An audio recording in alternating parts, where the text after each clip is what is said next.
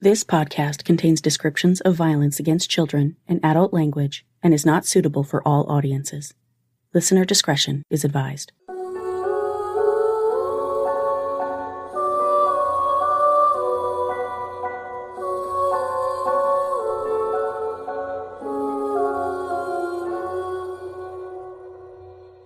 Hi, everyone, and welcome to Suffer the Little Children, the podcast giving voices back to the victims of child abuse murder and their families. I'm your host, Laine, and this is episode 179, Jonathan Carey, Part 3. Over the past 2 episodes, I told you the story of nonverbal, autistic 13-year-old Jonathan Carey, who was smothered to death in 2007. His killer was a care worker from a facility for people with developmental disabilities. How could something like this happen? In this episode, you'll hear my conversation with Jonathan's father, Michael Carey, who has spent the last 17 years pushing for a massive overhaul of New York State's mental health system, as well as legislature to help protect others with developmental disabilities. This is part 3 of the mind-boggling story of Jonathan Carey. It's been an honor to help the Careys tell Jonathan's story and to learn so much from his dad, Michael, who's a fountain of knowledge about these topics.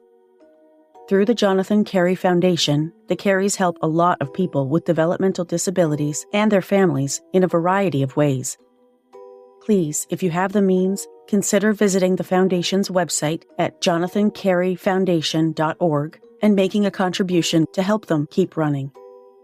You'll hear more about what the Foundation does during my conversation with Michael. Without further ado, here it is.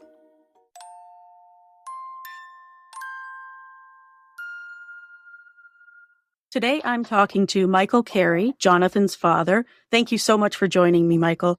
Oh, you're very welcome. Thanks for having me, Laine. This is a very important story for a lot of reasons, and not the least of which is that Jonathan deserves to be remembered. Absolutely. He suffered horrendously, and his life and all that he went through is, I believe, for a much bigger purpose to reform the mental health care system and finally get equal rights in some of the key areas that we'll be talking about, especially the 911 civil rights bill that we've been fighting for. Yeah, we'll definitely get into that. And I know you've had a number of pieces of legislation passed already. That was pretty amazing that Jonathan's law was passed 3 months after he passed away. That was the fastest I've ever seen that happen, although I know you were fighting for it prior to that. Correct. My wife had a dream, and out of the dream, we sought to find a legislator that would work with us. And we found Harvey Wiesenberg. He's got his son in a mental health facility down the Long Island area. And Harvey's son was severely abused and maltreated. And he said, absolutely, there needs to be a law that requires parents and legal guardians the ability to access their own children's abuse investigation records or incident reports or the findings of those things. So basically, up until Jonathan's law, the state, along with the not-for-profits that work together in unison, basically, when the damages occur in their facilities, they keep things not only from 911 and local authorities, but also from the parents and legal guardians. So everything imaginable that they can hide, they do, because they don't want the lawsuits. And the big money is they don't want to lose the federal Medicaid money coming in, which is the big bucks. So the impetus behind them not wanting to contact 911 or release the information to parents and things like that is money. Correct. The concern for money is way over above the safety of the residents that they're actually serving. They do a really good posing as doing it right outward to the parents. And most parents would have no clue. What I'm about to tell them is going to shock a lot of people. And I'll just say it right now, almost every safety and abuse prevention measure you would think that would be in place to date in 2024 to protect our most vulnerable are not in place. Almost all of them. What kind of measures did you mean? Well, let's start from the basics. I mean, you can't hire a caregiver and think they're going to do a great job working with people with multiple different types of disabilities, all sorts of medical needs, et cetera, and not even have any clue about the actual disease or anything. I mean, they're literally hiring caregivers in New York State off the streets. There's no degree that is required whatsoever, and they're not licensed. If the families of children or their siblings, et cetera, knew really what this system is still, they would be up in arms and they would be doing a lot of what I've been doing. But the state hides and conceals the damages. They hide and conceal all the things that I'm trumpeting out constantly. And, in New York, they've basically, it's almost like a media blackout for me now for a number of years. Years ago, every incident of abuse in the area, they'd be calling me. They, want me on there explaining. I'd be saying, here's the deep problems. This is what needs to be fixed. Here's the legislation I've been working on, et cetera. Now they don't even call. It's crazy. And I'm not talking just a few of them either. We're talking 30 or more at the Capitol. A lot of the big papers and New York Post, New York Times, Wall Street Journal, Newsday, all the big ones, they got people right there at the Capitol. They didn't even report on my 911 civil rights bill. I had 3/4 of all New York State legislators in both the New York State Senate and the Assembly on the bill, both parties. Everybody and their brother knows that people with disabilities need 911 medical and police services very swiftly, just like anybody else. The state system right now is set up to circumvent 911 to keep the paramedics and the police out. Criminal matters go to a state abuse hotline. They have a great name, Justice Center for the Protection of People with Special Needs, except for the fact it's the exact opposite from its name. It's a corrupt state agency that's protecting both state and private not-for-profits that are subcontracted with the state.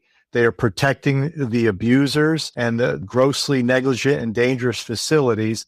It's all rooted in Medicaid fraud and discrimination where they do not treat the disabled equally. They don't value them. It's not worth protecting them. And if they die, we'll keep the deaths from the coroner and the medical examiner and the district attorney and the local police. And as the parents are grieving or the siblings are grieving the loss, they think something's being done and there is no real investigation. And then they just get the form letter later. Well, we investigated, there's nothing here and we're sorry. 11 to 13 deaths are called into the Fraudulent Justice Center abuse hotline on average every single day. Wow. Do they have that statistic out there? No, that's the last thing they'll put out there. It's just like Governor Cuomo was down there speaking before Congress yesterday. He was cooking the books. He was purposefully allowing COVID positive people to go in the nursing homes. And everybody needs to know he was doing the exact same thing with the group homes and throughout the mental health care system.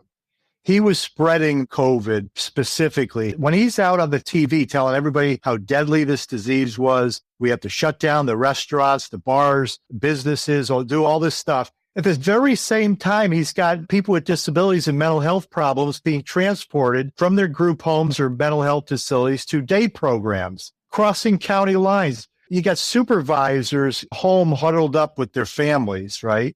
Hardly any supervision in these homes.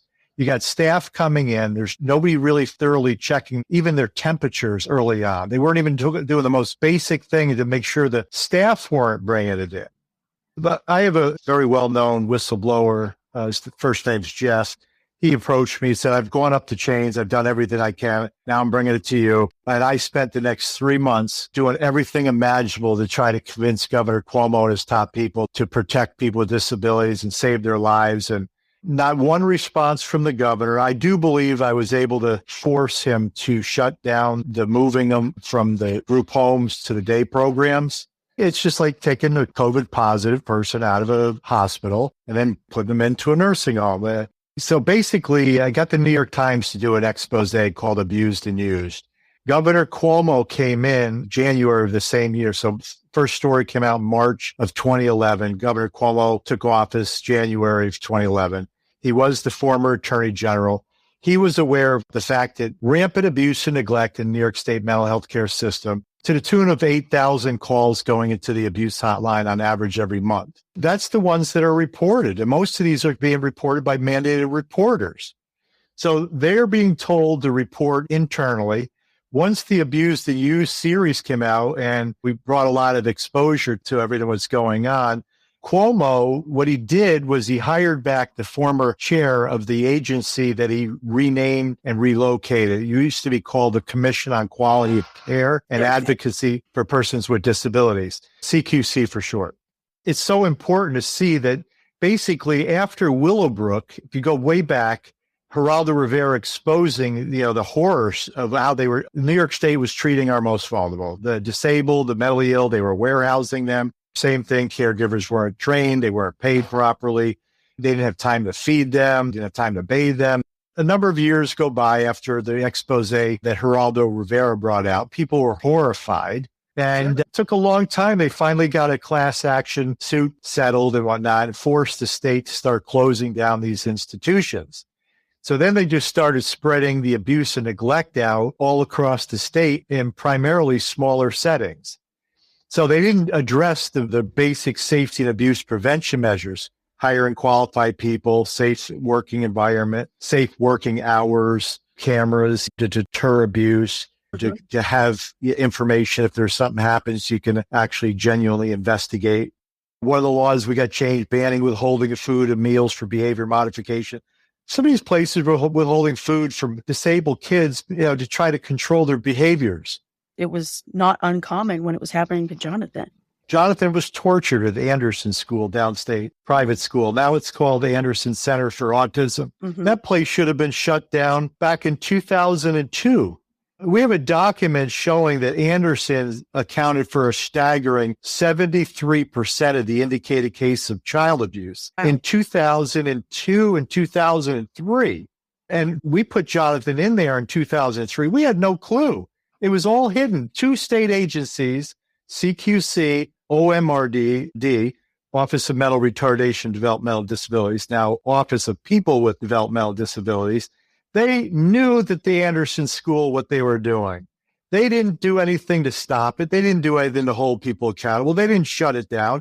And Jonathan was just one of the next victims. We tried to look into it the best we could. We never found anything negative out there online, nothing. Everything we heard was wonderful. They had 100% success with toilet training, and we were having 0% success with that. And we're like, Jonathan needs to learn to go to the bathroom on the toilet, and he needs to learn to dress himself. And so my wife and I said, let's put Jonathan there if the door opens.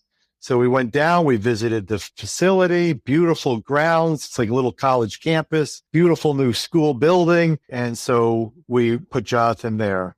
And he was doing well for quite a while. And he was making some significant ground with the toilet training and whatnot. But all of a sudden, things just went south. We had a family tragedy, so we were unable to see Jonathan for a few weeks. And just so everybody knows, we saw Jonathan every weekend other than this window of time when he really was tortured at Anderson School. And I'll explain that. So my wife's mom was very sick. She wound up going to the hospital. She passed away, and then we had the funeral. So we missed a few weeks because of that family tragedy. So Here's Jonathan about an hour and a half away from us. Like I said, he used to come home on the Friday night every other week and then go back on Sunday. And then the opposite weekends, we would go down and spend a day with him. So we would see him every weekend. We talked to him every night. Jonathan was nonverbal, so he couldn't tell us, though, what was going on. That's kind of one of the dangers. Absolutely. When you're that level of vulnerability and you rely on other people, we trusted them.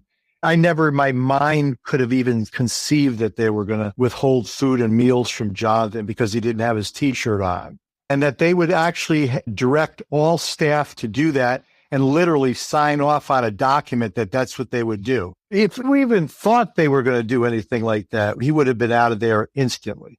Yeah, that's part of the definition of childhood torture. Exactly. You can't withhold food and meals from prisoners of war. Geneva Convention, right? It's a war crime, for crying out loud.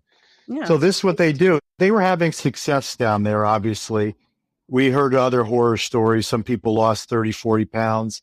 Jonathan lost about 15% of his body weight in about 4 to 5 weeks' time. We noticed his bones in his face showing, his ribs showing. Later, we got medical documents. Jonathan had 4 to 5 dozen bruises all over his body, from head to toe. His skin was ripped off the top of his toes, all of them. They must have dragged him across the pavement or something. I mean, it was unbelievable. Yeah, that's beyond what you would think could ever happen. And these were nurses taking medical documents and not calling the child abuse hotline or the police. They knew of it. They were in on it. And we're talking probably somewhere between 1 and 2 dozen staff, all part of the abusing, some directing it, a lot of them doing it. and then nurses covering it up and other administrators. I'll just tell you quickly about how we found out, though. Jonathan had a dental visit, and so we went down and we took him to the dental visit. So we would have a duffel bag in our van with pull-ups and, a change of clothes, et cetera. So when we got there, the staff that we had never seen before or after said, you have to take the duffel bag. And we're thinking, there's no need for the duffel bag. We have one in the van. So we wound up taking it and not thinking anything really of it. So took Jonathan to the dental visit. We went home. My wife said, we forgot the bag. And so she happened to look into it. And there's a communication logbook between the school and the house, which are all on the same grounds. They communicate the staff at the school versus the home. She was reading it and she said, Mike, I think they've been withholding food and meals from Jonathan. I said, no way. I still couldn't believe it. And she goes, no, listen to some of these entries. Jonathan refused to eat breakfast, parentheses, no shirt. Jonathan refused to eat lunch, no shirt. Jonathan had no shirt on, parentheses, refused to eat. And there was like close to 20 entries showing a distinct pattern. And so I got the revelation, obviously, after seeing those. And then we got Jonathan out of there. We got the logbook to a family friend of ours who's an attorney.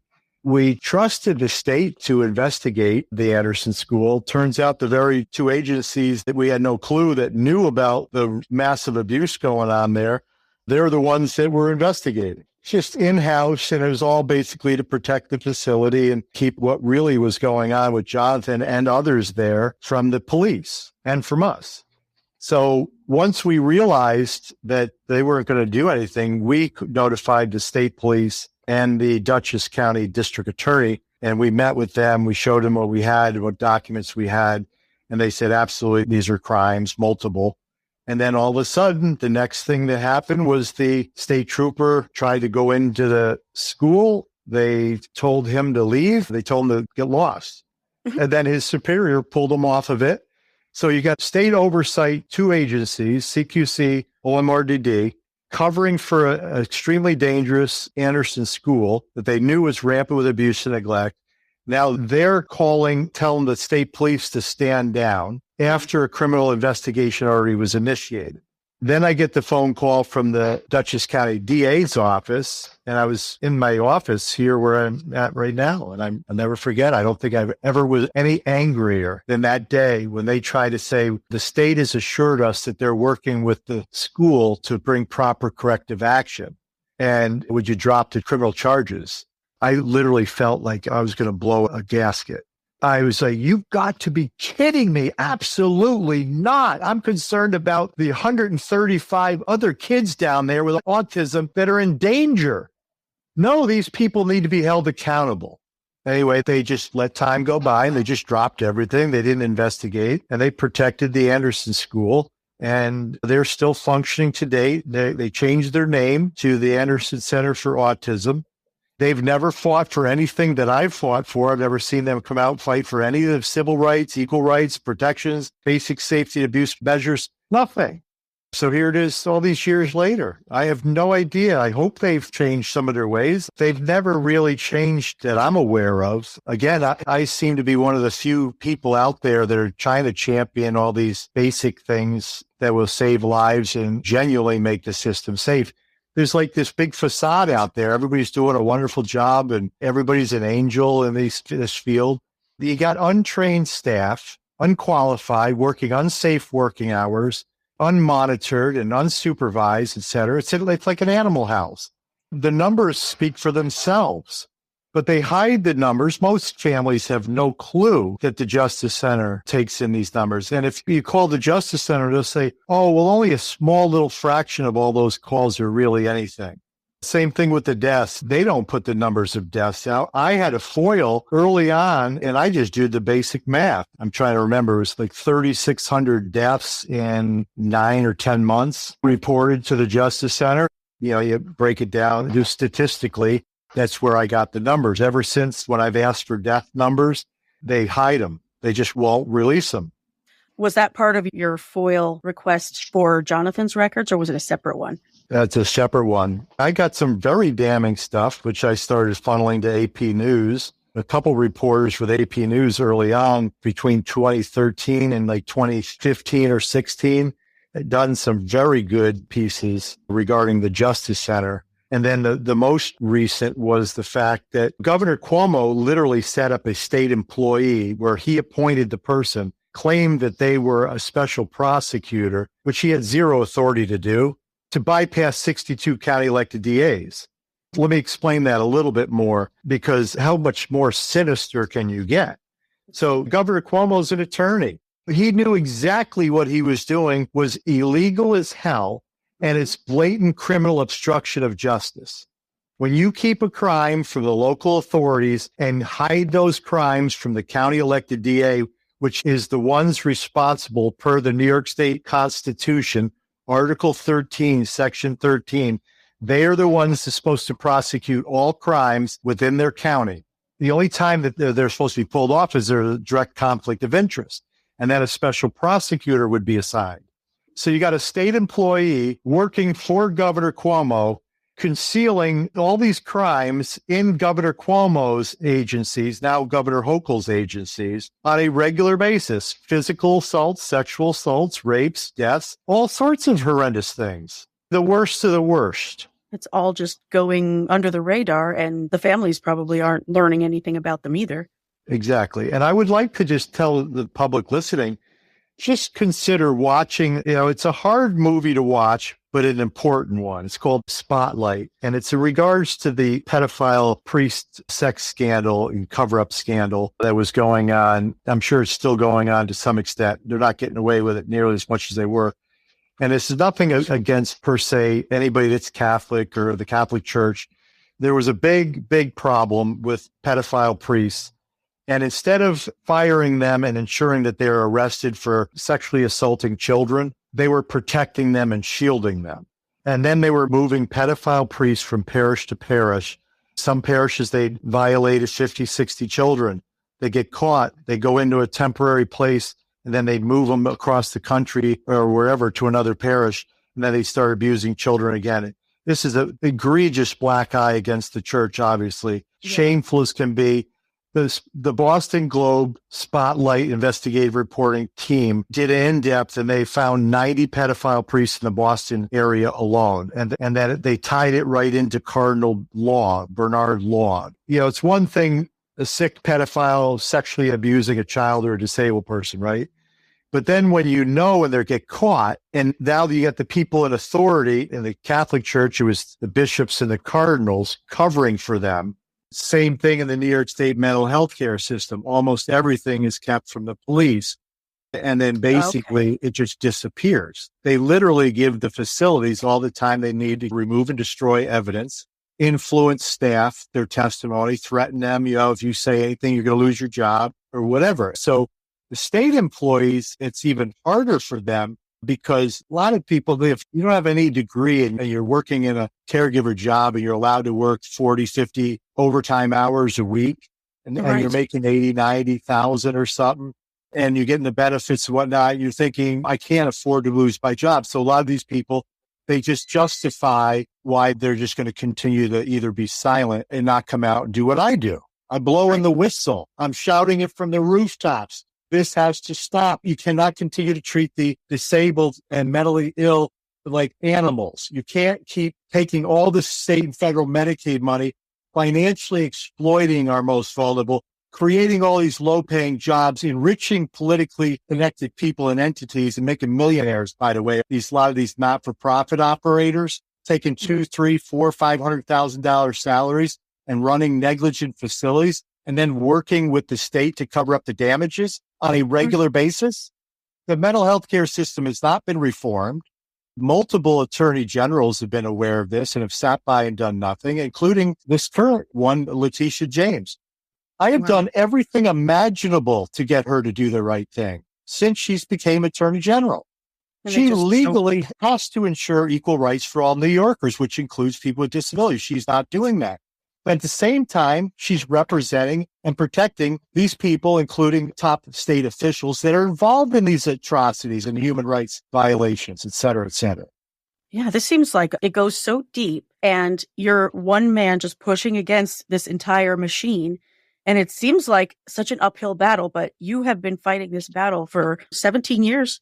Yeah, I guess I want the listeners to understand that it's not just like in the Catholic Church, they were covering up the sex assaults and all the horrible things, children, the damages and everything, girls and boys, et cetera. It's horrible.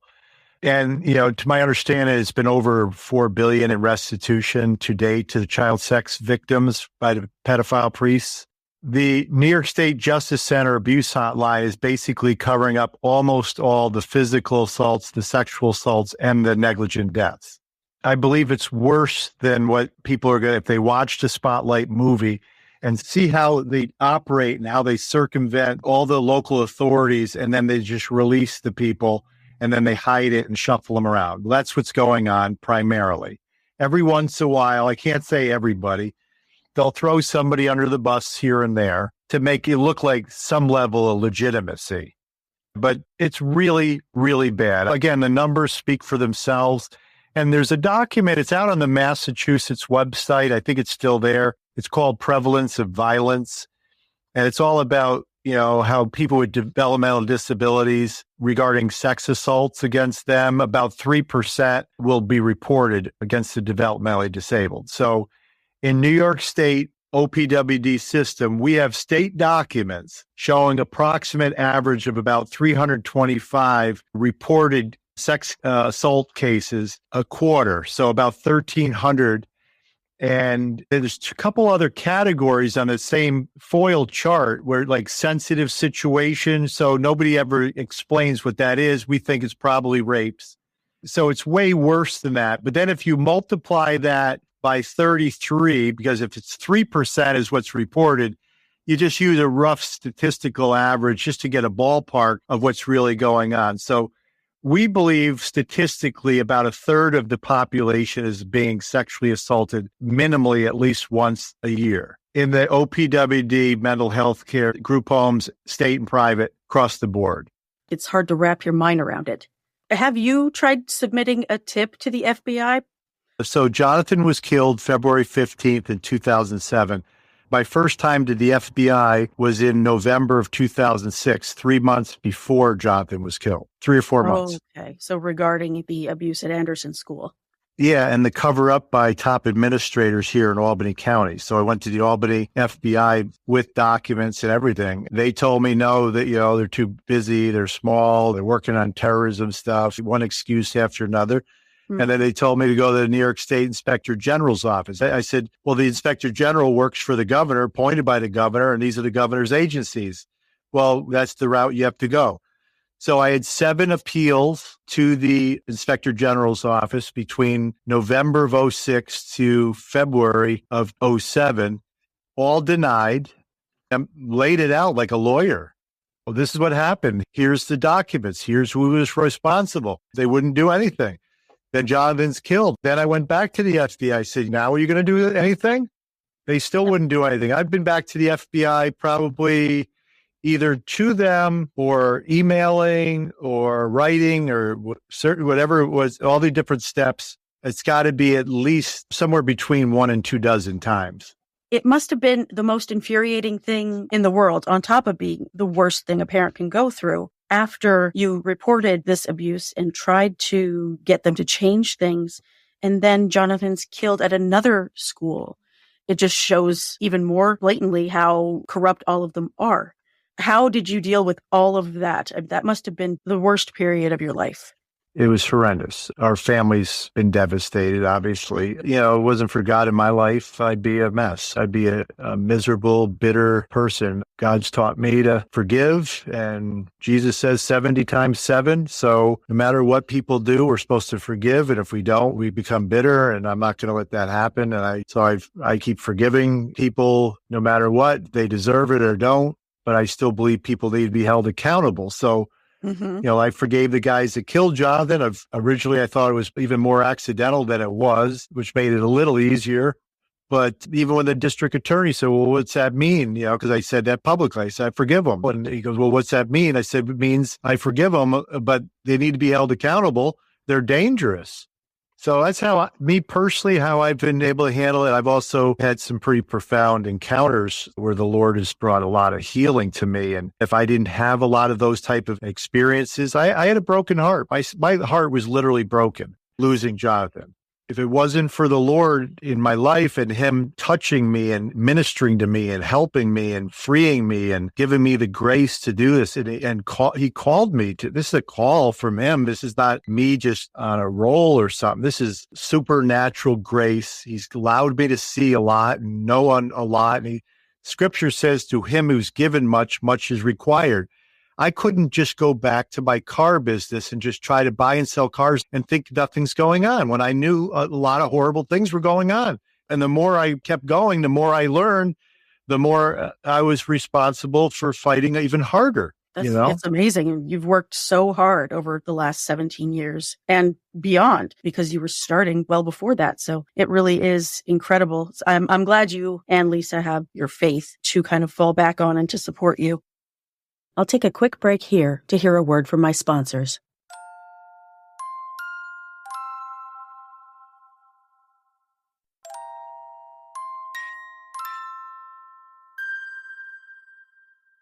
I know this is really heavy duty stuff. And, if you're a family, you got your loved one in the system, you may be like, oh my God, what do I do? But be there as much as you possibly can for your child or your loved ones. Start reaching out and insisting of Governor Hochul and Letitia James, the Attorney General, that they have to stop this discrimination against our most vulnerable. And they have to ensure that this 911 civil rights bill is done. And that when there's a medical emergency, paramedics show up for the disabled in these facilities and group homes, just like for anybody else. And if they're a victim of an assault crime and it was witnessed by somebody or somehow they were verbal and they were able to call it in, that the police respond and the calls don't go to this fraudulent state hotline where it's funneled right back to the same facility. Can you imagine if you're a parent even, you hear about something, you call this justice center and the justice center takes the report and then they send it right back to the facility. They hear about somebody like me that knows that I say, listen, you got to go directly to the police. Now they call the police. The police already been told by the governor and his top people at the Justice Center to stand down, that we handle these type of crimes against these people. That's how it goes. Instead of New York State penal laws, they use 4 different categories to determine level 1, 2, 3, or 4 of abuse. The facility where the internal state or private employees that are on their investigative teams, they call them quality management teams. It's the exact opposite. They're team players. They're going to make sure everything disappears so their facility, it doesn't come out in the news that their staff's been raping 2 or 3 of the girls or boys in the facility over the course of the last couple of years. It's like a police station investigating a crime that one of their own officers committed. Exactly. One of the stories, I was able to help one of the families, their child, I think he was 9, I think maybe from 9 to 11, he was being sexually abused by a state caregiver out in the Syracuse area. This sick pedophile was taking this boy back to his home and at the facility, videotaping, photographs, the whole 9 yards. And now he gets caught eventually through a federal porn sting. So he must have been distributing some of these photos and stuff over the internet. So he gets caught and then they start finding out, well, who's this boy? And lo and behold, he's one of the boys at the group home. And so we were able to help the mother get a really good law firm. And eventually they settled that case for $3 million. But the other part was that firm went into the jail and actually met with the guy in federal prison. His name is DeProspero. He said that the system is a sexual predator's dream, that he could have done whatever he wanted to do with whomever. Supervisors were hardly ever anywhere to be seen. There's no cameras. And at night, a lot of these facilities got 1 or 2 staff on, one sleeping. The other one might be sexually assaulting somebody. Right. Just hearing that from the actual rapist, wouldn't you think that would be something to look into? Yeah, anybody that doubts me, go ahead and just Google Stephen DeProspero, sexual predator, pull right up, $3 million settlement. Direct quote will be in there, AP News, Syracuse, New York area. I'm not trying to scare people. I'm trying to educate people so they can better protect their loved ones, but then they also can start moving in whatever God puts in their heart to help bring genuine reform. Because me alone, I mean, I'm 4 or 5 miles from the Capitol. I am doing everything imaginable, time, energy, money, everything. I've got some help. We had a couple organizations put in a comment for a press release. The news didn't even report on the 911 bill. Most people across the state still don't know. So we're going to just keep going on with these human rights violations, these criminal cover-ups, this horrific discrimination in civil rights. We're just going to keep going. Now, you tell me what kind of people would do that in positions of authority, top positions in the state. I've begged and pleaded. I've offered my time, talent, expertise, everything to work to help reform the system free of charge over many, many years now. I told them, I'll help you. Let's just fix it. No response. There is no intention whatsoever for them to fix it. They are using this state abuse hotline on a regular basis to keep almost everything from families and from local police, DAs. Now, I'm going to talk about the deaths, because just as egregious of these sex assaults and rapes being covered up all the time are the deaths. So how they cover up the deaths, they have a separate death hotline at the same abuse hotline, 11 to 13 deaths on average every day. Almost all of those deaths will be purposely kept from the county medical examiner coroner, who by law is responsible to investigate all institutional deaths. They're not aware of the death, so they can't investigate the death. They can't talk to staff. They can't do an autopsy. They can't take blood work. They can't determine the true cause of death. And then I call it the unjust center. They hide these same deaths from the county elected district attorney on a regular basis. Now, if that doesn't anger anybody listening that has a loved one with disabilities that's in this state and private system, then I don't know what else will. No, I don't know what else to do to wake people up. Do you know if this is a nationwide problem? Oh, yes. There's not one state in the nation that we found that required 911 to be called. So we have wide-scale, systemic, nationwide discrimination in civil rights against people with disabilities living outside their family homes. They're being treated less than U.S. citizens. They're being denied their 14th Amendment right to equal protections of laws. I have an audio recording of Governor Andrew Cuomo. The one meeting that he allowed me in his office was the day he rolled out this Justice Center scheme. It's like an 80-some page bill. Nobody knew it was in the bill. They were going out strong with a big press conference. He had a couple district attorneys handpicked that were in his back pocket. And they were going to come out and just say they're launching this brand new state-of-the-art agency to protect people with special needs, top in the nation. This is what they shouted from the rooftops. He actually tried to get me in to smooze me and try to butter me up. Oh, I don't know how you've done this for so long and all this, and I'm like, Governor, what's in the bill?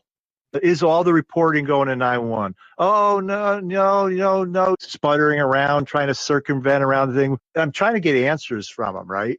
The whole thing is it's not a new state agency. All they did is renamed and relocated a state agency that's been doing this for between 20 and 30 years prior. The same thing. Right after the New York Times Abused and Used series, instead of fixing it, he had every opportunity to work with me to fix it. And guess who he hires back?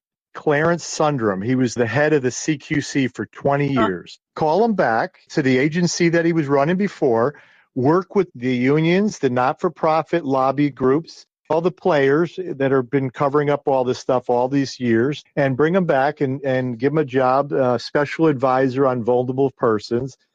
And the guy's a total fraud. When you control everything, from taking in the calls to the documents and who has access to those documents, they can shred documents at any time. They can create documents at any time. They can withhold death numbers, sex assault numbers. They can minimize them. They can do whatever they want. And that's exactly what they're doing over at this fraudulent Justice Center. It's very scary because they're targeting the people that can't speak up for themselves and can't defend themselves. And it can't be allowed to go on. But what can we do? How can other people help? Well, calls to the governor, letters to the editor, the FBI, DOJ, Department of Justice. My last two letters went to FBI Director Christopher Wray directly. No response back from him probably 2 different certified letters, extensive documentation. And this is pretty interesting here. It was in the fall last year, September, October, and I fell asleep on the couch and I wake up and I hear there's this interview going on. The news must have been on or something. FBI Director Christopher Wray. And he's apologizing. All those Olympic gymnasts that were sexually assaulted by that pedophile, Larry Nassar. The FBI knew of what he was doing for an extended period of time before they finally arrested him and stopped him. These girls are crying out for help. They're doing what they could. They reached out to the FBI. The FBI sat on it, and then finally arrested the guy. So Christopher Wray's on public TV apologizing for what the FBI did and that they would never do that ever again. But I fell asleep again. I wind up waking up again, and there's the same news story on again, him apologizing. So I'm like, okay, I got it. I got the message. Yeah. So early in the morning, I'm over at my office. I'm writing a letter to Christopher Wray. And thank you for apologizing for this, promising that you're not going to do this ever again. What I'm bringing to your attention now is far, far worse. This is the New York State mental health care system. This is what they're doing. This is how they're doing it. Here's some of the key documents and evidence for you directly. I need you to intervene immediately. Never heard back. So then I waited a number of months, sent him another letter. It's all certified, signature, verified, everything. So the FBI is sitting on it. But we're not talking one man. It was really bad. There was a lot of gymnasts that were affected by this man. We're talking an entire mental health care system that there's a lot of sexual predators in there that have been caught, that they know, and they're still in their jobs. They never were prosecuted. They were protected and shielded from prosecution by Governor Cuomo and now Governor Hochul's fraudulent Justice Center. And the New York State Justice Center's operating status quo. They could continue to hide almost everything from the county elected DAs. They're burying almost everything still with the governor's knowledge and with Letitia James's knowledge. And there's so many people making so much money. They do not want to lose the money, and they don't want to be exposed for what they've been involved in. So we had one of the really big TV stations that were going to do a big expose with me, and we provided all the documents. Everything was ready to go. We were right on the doorstep of filming at the Capitol, and that got shut down like a light switch. I don't know if it was Cuomo's people got to them or it was the Attorney General. All I know is the woman that I was working with, who was outraged, she knew what was going on. It was all about the scope of abuse and how they get away with it and bypassing 911. That was a national expose. It got shut right down. And this woman goes, Mike, I just don't even understand this. I don't even know what to make of it. And she goes, we had one of the national disability rights organizations beg and plead with us not to do the story. Really? Yeah, because they want to keep pretending that everything's wonderful, that they've done a wonderful job. But when the facts come out that they've done a horrendous job and the system's not been reformed, and you got 911 being bypassed, I don't think there's any level of discrimination greater that I'm aware of in New York State and across this nation of bypassing 911. In New York, it's about 1 million people outside their homes. So if you put that across the whole country, say 5 to 6% of the population. So you got for 330 or 340 million, whatever we're at now, you're talking about approximately about 17 million people statistically are being denied equal access to 911 medical and police services. And in New York, the number one reason for deaths, they're not calling 911 regarding medical emergencies in these facilities. And so what they're doing is basically, if they die, they cover up the death, they roll in another person and fill the bed, and it's like the person's not even a human being. What I do is tell people, just do what God puts in your heart to do with the knowledge you have. If you're a good writer, write. If you're outraged, share your outrage, call the governor's office. This is outrageous. I can't do this on my own. I desperately need help. I need other people to stand up. I can't raise up an army of people to do a march down in Washington. Dr. King, who's one of my heroes and inspirations, he was a charismatic speaker. He was a minister too, by the way, and he was a civil rights leader. And he had a fire within him, and there was nothing going to stop him from keep chugging along. And he had in his heart to do it right, peaceably. And that's exactly how I feel. You do everything peaceably, legally. bring things into the light. You're hoping to change people's minds. If you're running a not-for-profit and you're making $400,000 or $500,000 a year on Medicaid money, and you're supposed to be providing safe care and services, and you won't even pay your staff a fair wage, and you won't even make sure that they're medically trained or trained even on what autism is and Down syndrome and developmental, and all the different meds, and then they're dispensing meds and they're forced to work. There's another big one. One of the bills I drafted, 60-hour, 7-day work week cap. Mm-hmm. Jonathan was killed by a guy who was working 100-hour weeks with autistic kids. It's a recipe for disaster. The state's own training manual says right there, abuse and neglect causes or possible causes, whatever, too much overtime, stress, fatigue, right? So they know the root causes, but they don't care enough about the people to say, we're going to just have safe working hours. In 2008, they do it for nurses. So here it is, 2008 to 2024. It's 16 years. The OPWD, OMH, these agencies haven't fixed anything. You had a bill that you were trying to get video cameras to be mandated, right? Correct. Okay. I drafted a surveillance camera bill for inside the facilities and the common areas and the hallways, et cetera. They never passed that. I drafted a bill for cameras in the transport vehicles.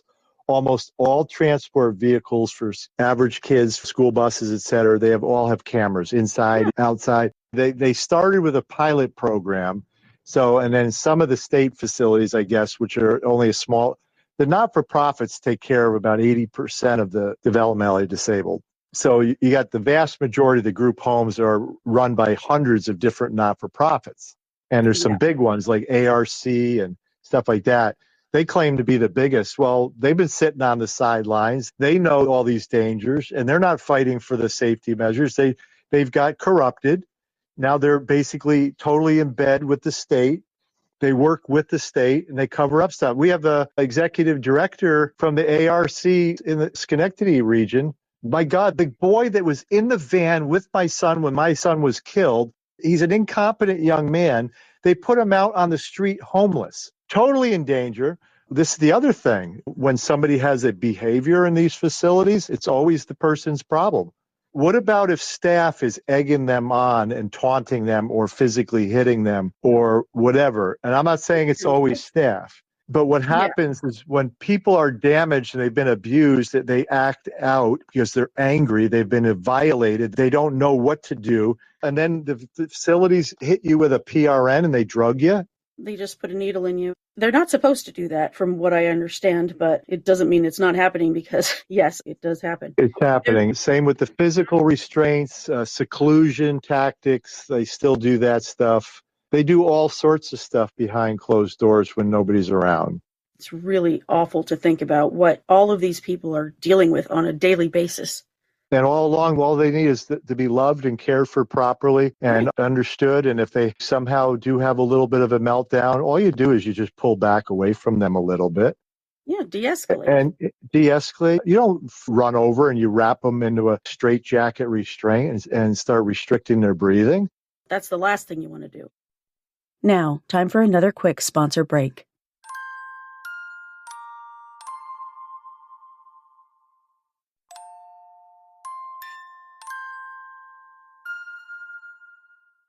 So I'm going to take it back to my precious son, Jonathan. Jonathan was the most loving person imaginable. Literally, nobody else loved me more than Jonathan on this planet. And then to know that he went through all these things. Now, I did my best. I did not know how bad this system was. I trusted people I should never have trusted. But the first facility, I had no idea it was the system. I thought there were just some sick people at Anderson School.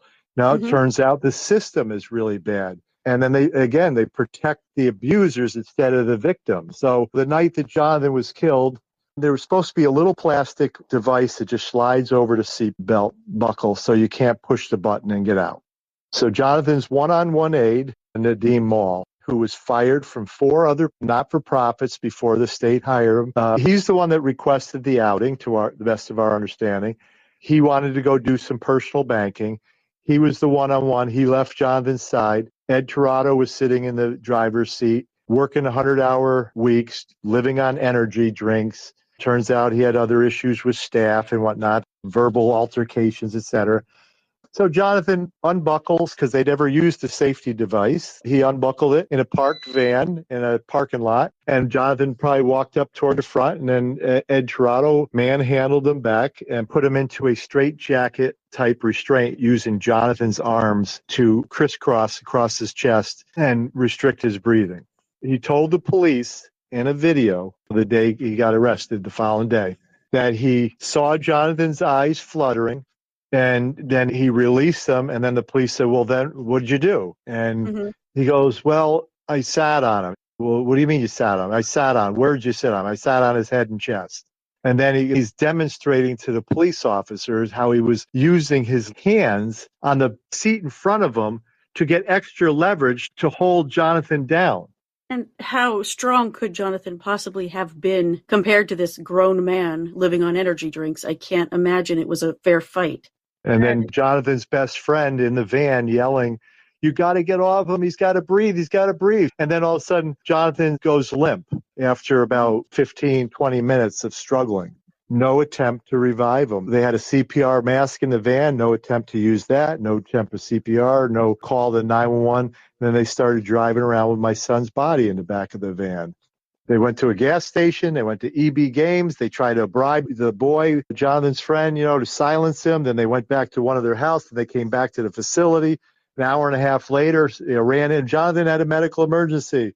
And then OD Heck, the developmental center run by the state of New York, the staff still never called 911 for almost another half hour. And when they did, well, they tried to put the other boy to sleep so that he couldn't talk to the police. Right. He overcame his fears. He came out and he told the police what happened. Ed Tirado killed Jonathan, sat on him. He couldn't breathe. He killed him. They didn't do anything. Then we went here, here, here. Police went and checked everything out, and then they made the arrest the next morning. But right now, almost everything never will get to the police. It was a miracle that Jonathan's death was not covered up. Yeah, that was a question I wanted to ask. So it just so happened that in that case, maybe it was egregious enough, or that there was a child witness. It was the child witness, that really did it, because once the police did come and they were told that Jonathan walked in on his own accord and fell down at a seizure, and Jonathan's best friend said, no, that's not what happened. This is what happened.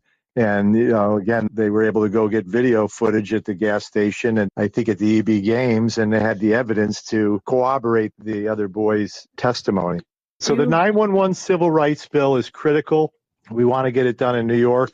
Right now, I'm pretty fired up. I think we're going to start looking for a good law firm that can handle certain things in the state, but can't be influenced by the state. That won't be bought off in some way. Like I said, I've seen 3 different federal whistleblower cases. Every single case, they got to the judge. The other state whistleblower that's been feeding me the information, because everybody in his chain of command won't do anything, he gives it to me. So I get in with Governor Andrew Cuomo on that day when he rolled out this Justice Center scheme. I said, this man needs whistleblower protection. He needs to be taken out of this hostile work environment, and he needs to be given a good state job, well-paying job.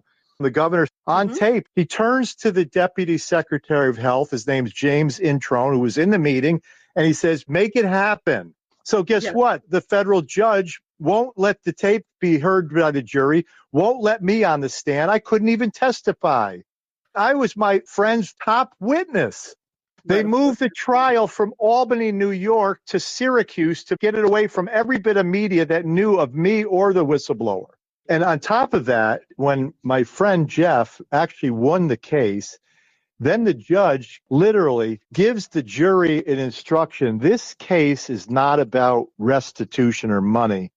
And my friend, he's lived under stress and pressure like you wouldn't believe, denied all sorts of promotions, overtime. I mean, everything that's going to affect his whole life, the rest of his life, his pension, everything. And I sat there and watched my friend's attorney do nothing. I begged and pleaded with him to do everything possible to get that case recused because that judge was compromised, and he wouldn't do it. And then when that judge ruled that, so they gave Jeff Mansour is his name, top whistleblower.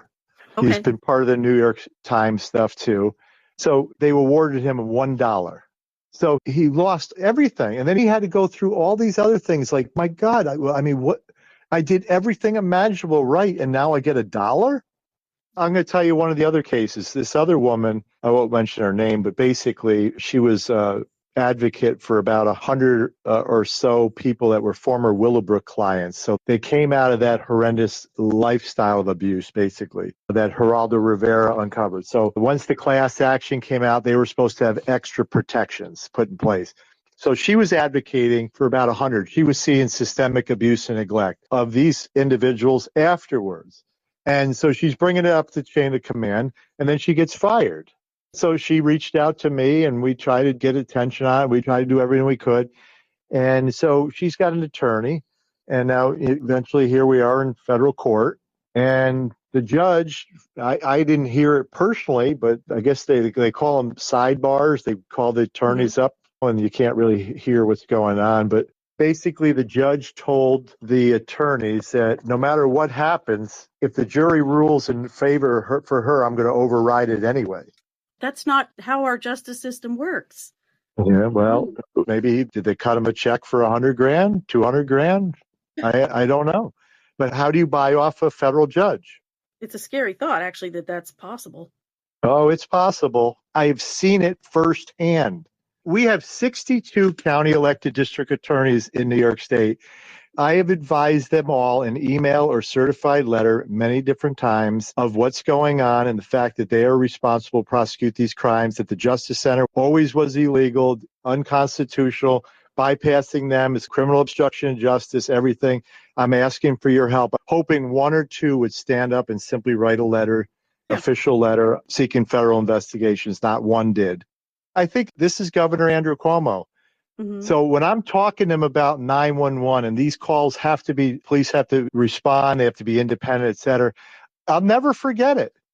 Governor Cuomo turned and looked at me face to face and said, independent? And basically what he was saying is, they're not independent. I control them all. And guess what? There's 560 or so police agencies in the entire state of New York, between the town police, sheriffs, and the state police, et cetera. There's 560 some. I have a entry in a book that Governor Cuomo put out in 2014. It's called Building on Success. I'm pretty sure it's, if I remember right, page 192. Anybody could probably Google it. It says, Governor Cuomo, paraphrasing, because I don't have it in front of me, basically is sending out, or CQC/Justice Center liaisons across the state to educate law enforcement of the jurisdiction of the Justice Center when it comes to these investigations. They just tell the police, listen, you don't want these cases, right? Well, you're not going to take them anyway because we're going to handle these. You guys are going to stand down. Oh, by the way, all you district attorneys, you're standing down. We're going to handle these cases for these people in-house like we've always done in the past. We're going to continue to do it, and you're going to be quiet, or whatever his threats were. And Governor Hochul's just carrying on in it. She's not stopping it. She's fully aware of it. She was aware of it as lieutenant governor. I did everything imaginable to get to her as a lieutenant governor because the Governor Cuomo was refusing to do anything. So I went every avenue you can go. FBI, DOJ, U.S. attorneys, U.S. Department of Justice, civil rights divisions, criminal divisions, all the DAs, all the attorney generals, I think 5 or 6 of them. I've been in with, I think, 3 of the New York State governors. I was in with Governor David Patterson, who's legally blind, first African-American governor of New York State, understands discrimination. He said he worked for a prosecutor in the past. He understood 100% what I was showing him and telling him about the 911 and the discrimination and everything. And as soon as I got out of I was in with him for about an hour and 15 minutes alone with him, explaining it in great detail. And he did nothing to stop it.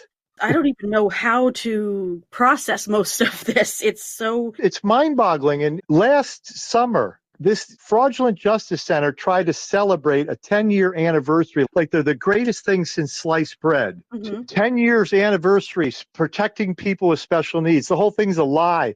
I'm on a radio program at the Capitol, and I said, listen, the executive director, her name's Denise Miranda, she needs to be arrested and prosecuted. She's a lawyer. She knows exactly what they're doing. She knows it's criminal obstruction of justice. She knows they're defrauding the federal government. They're hiding the dangerous facilities and people from the federal government, the Office of Medicaid Inspector General. They're all in on it. And she needs to be prosecuted. And you know what they did? They called the local police and they sent the police over to my house where my wife and my son Joshua were there. And they said, we're here to check on your husband. Is your husband here? And they're like, no, is he okay? What's going on? He want to hurt himself? Is he, something wrong with him? So the Justice Center, when I called for Denise Miranda to be arrested and prosecuted for her crimes, atrocities, thousands of cover-ups, they used the Bethlehem police that I already was reporting this stuff on a regular basis to them to intervene and get the feds in here. They sent Bethlehem police to my house to harass and intimidate my wife and try to threaten and scare us. And then 2 weeks later, the state police showed up at my house. They're just trying to strong arm you into stopping. Obviously, you are not stopping. And there's no way they can stop me. And the other thing, just last day of session, I think it was Thursday or Friday, wherever it was, I was down there. I go to the Attorney General's office, second floor of the Capitol, try to talk to Cassandra Walker, one of the top people in the office there. No answer all week, but same thing that last day. I go down the hall, around the corner to the Lieutenant Governor's office, Lieutenant Governor Delgado, who he never has allowed me to speak with him or anything. Mm-hmm. I've asked for help. I've talked to his secretary, et cetera. So they put a special lock on the door. It turns out I find out from somebody that was specifically to keep me out from being able to talk to the secretary to get an appointment with the lieutenant governor. So I knock on the door multiple times. I hear people in there. I'm knocking on the door. Nobody's answering. So I head over towards the governor's office on the far other corner of the Capitol building, second floor. And next thing I know, there's 7, 8 troopers, like in a semicircle around me. And they're like starting to question me and whatnot. I'm like, what the heck's going on here? Thankfully, I had my camera going on. I put my video camera on, and they got their body cam on. Somebody else, one of the plainclothes troopers, got a cell phone going on. And I say, listen, this is what's going on. The Justice Center is covering up everything. The governor's fully aware. The Attorney General's aware. I've been trying to seek help from the Lieutenant Governor. Simply knocked on the door, seeking emergency help to try to save lives. Nothing wrong with that. And then I explain how they're covering up the deaths. I tell them I talked to Superintendent Stephen James' email and asked for federal intervention. I need his help. And I asked the day before, I said, you can't keep using the state police or allowing state officials calling you guys up and using you guys to try to harass and silence and intimidate me. You got to put a stop to it. The very next day, there it was. I had all the cops around me. A lot of people might just be afraid and just stop. But I mean, there's too many lives endangered. Yeah. Jonathan's friends are precious souls. I know what it's like when a family loses a son or child, and my God, it's the worst thing you can ever go through. But I know it's happening all the time. At Anderson School in October of 2004, when Jonathan was being abused, I wondered about that journal left in the clothing bag and why they were so insistent that you take it. Do you think someone intentionally did that to tip you off? I do. I believe somebody knew what they were doing was horribly wrong and clearly wanted to blow the whistle to us in hopes that we would find out. So that was, I think, their way of doing it. If it was me, I would have done it differently. I would have called the police and I would have probably quit the job. What kind of school basically withholds food and meals for behavior modification? My son, they were giving him regular milk products. I don't think we touched into this, but he couldn't break down casein, which is part of milk products, a very specific part. And so he went into the school on a very special diet and things seemed to be going good. Well, what happened is we think that they had hired somebody possibly from foreign country, South America or somewhere. And they might have just not known how to read or comprehend when they were told to read Jonathan's behavior plan or diet plan.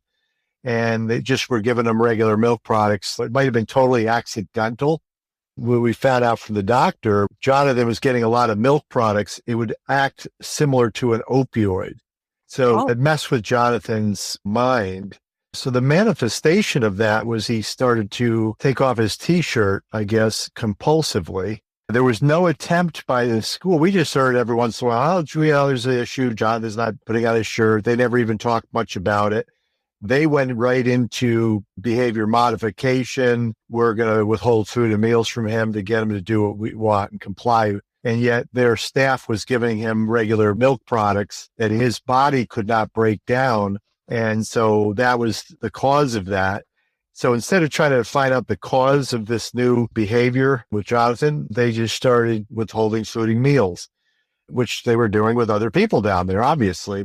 And they must have had some degree of success in the past, so they thought they'd use it with Jonathan. So he went from the withholding food to physically restraining Jonathan and secluding him in his bedroom and using his one-on-one aid, not within arm's length of him to assist him and protect him, but to sit outside the door and hold the door shut and literally lock him into his bedroom and then not toilet him. And he was about 50% toilet trained or more. After all their torturous treatment of Jonathan, he lost it all, literally. All his gains were completely lost. So regression, yeah, that would be a major indication of child abuse, sure. When we got Jonathan home, he was having outbursts of anger and rage, especially at dinner time. He'd eat like a horse, more than enough. And he'd be angry that he couldn't get more. That was part of the PTSD as well. He didn't know when he was going to be fed, so he tried to eat as much as he could when he ate. And we saw him every weekend. He either came home from Friday night to Sunday. Our school district would send a little Suburban down to pick him up on Friday afternoon, bring him home, and then they would pick him up on Sunday afternoon. The opposite weekends, we would go down for either a Saturday or a Sunday for the whole day. And we'd take him out and we'd spend time with him. And then we would call every day. We'd spend a lot of time on the phone with him, tell him how much we loved him and how much we couldn't wait to see him. And, we're going to go to the horse stables and, all the things that he liked to do. Or he'd giggle on the other end, and sometimes you'd hear the phone drop and he'd try to run around a little bit and come back and hear him giggling. And that's so cute. I'm just so sorry this happened. It's just unthinkable. Yeah, it's been extremely difficult in many different ways. One, losing a child is the worst thing that could ever happen to you, I believe. Mm-hmm. For me, Jonathan was so precious to me and so close to me. Him and I were like literally knit together. He needed our love, and the love that he gave back to us was so over the top. I mean, it made me feel like the best person on the planet. He would be so excited to see me, and he many times would just literally jump for joy. His smile would be off the charts. He just made you feel special. I don't know anybody else that's loved me personally more and made me feel as special as my son, Jonathan. So when we lost Jonathan, my heart literally was broken. The pain of losing your child, then of having a broken heart, then having to kind of catapult it into this arena of advocacy for way more than for Jonathan. We knew the numbers were a lot. So the former governor, Governor Cuomo, came out with the numbers about 1 million people in the state's mental health care system. So we really started getting more and more knowledge about the horrors that are going on across the board throughout the entire system, and the civil rights violations, the human rights violations, the abuse and neglect and prevention measures that should be in place that weren't. And then the horror stories of families reaching out, their child died, their child was tortured, their child was sexually assaulted. So you're getting bombarded, all the phone calls, then going to the news, one aspect of going to the Capitol, trying to pitch the stories, then going to the government officials, from the governor to the attorney generals to the legislators, then even to our congressional representatives. And what we find is so many of my representatives did not want to challenge the governor. They were afraid of the governor. So what did they do? Instead of fight to protect their constituents with disabilities and their families and their rights, most of them were silent, complicit. We had a couple of good ones over the time, that helped us. We got bills drafted. Again, we worked with Harvey Wiesenberg. There was another assemblyman we worked early on with, Tim Gordon. He was good. But, I worked with a couple others from out of my own district. But my own senator, Senator Breslin, Neil Breslin, he's known all of this stuff, all of these years. And not only what's going on in his own district, but also that this fraudulent justice center was brought right into the center of Del Mar, or town of Bethlehem, about 1/10 of a mile from my office, right in the heart of Senator Breslin's district. He knew exactly what it was. It's a total cover-up entity. Almost everything, again, disappears. And so he sits by and does nothing. Tons of people are dying in the New York State's mental health care system, which is extremely dangerous and deadly. Again, there's so much negligence that the deaths are off the charts, and a lot of them are, without question, if you looked at it through penal law, criminally negligent homicide or manslaughter charges would be brought against individuals or administrators or both. But it's all in-house, bury everything. So you have state or private doctors that are signing off on death certificates. We know the Medicaid fraud regarding the misappropriation of the state and federal Medicaid funds to provide safe care and services there. But we've also heard there's a lot of Medicaid fraud in this field regarding doctors, et cetera. They may be on a salary type thing and billing regularly for services maybe that were never even rendered. And let me just explain one other thing quick. When we started the Jonathan Carey Foundation and we were finally approved for a 501c3 federally approved not-for-profit, that's when we got our first letter from the state. And what they try to do is they try to woo you in under their wing, and then they usually start giving some money away, but there's strict guidelines. And then once you start going that direction, they own you. There's no money they can try to throw at me is going to stop me from fighting for equal rights for Jonathan's friends. I gave my life, again, to the Lord 32 years ago myself. I have to answer to him. I understand the fear of God. There's a pretty serious scripture. Your program's called Suffer the Little Children. Well, the scripture says it's better a millstone tied around somebody's neck and you're cast into the sea than to hurt one of these little ones. Right. So here's the thing. If people understood that and were taught that growing up in either whatever church they were going to or their parents taught them that, they would have the fear of God that you don't hurt children or developmentally disabled people. Like Jonathan was, when he was killed, he was 13. Developmentally, he was somewhere probably between 2 and 3 years old. And you could be 50 years old and you could be developmentally 10 years old. So the developmentally disabled, many cases fit into this exact same category. And the scripture also says to defend the defenseless. I believe it's Psalm 82. And then also, I mentioned the other day, but it says, to him who's given much, much is required. So the more that we know, the more we are responsible for what we're going to do or not do with it. So the more I knew, the more and more responsibility I had. As hard as it was to carry and understand and know these things, then the more responsibility I have to try to change it and to stop it and to protect the children, protect people with disabilities, to help the families get a measure of justice, to help them better protect their children. There's many times I've spared people putting their children in the system. I said, listen, you can't do it. It's too dangerous. I'm telling you firsthand, it's the system right now, until it's really reformed, it's too dangerous to put your loved one in there. They will be abused to neglect. There's a very good chance they're going to die long before their natural time. It's because the system has never been genuinely reformed.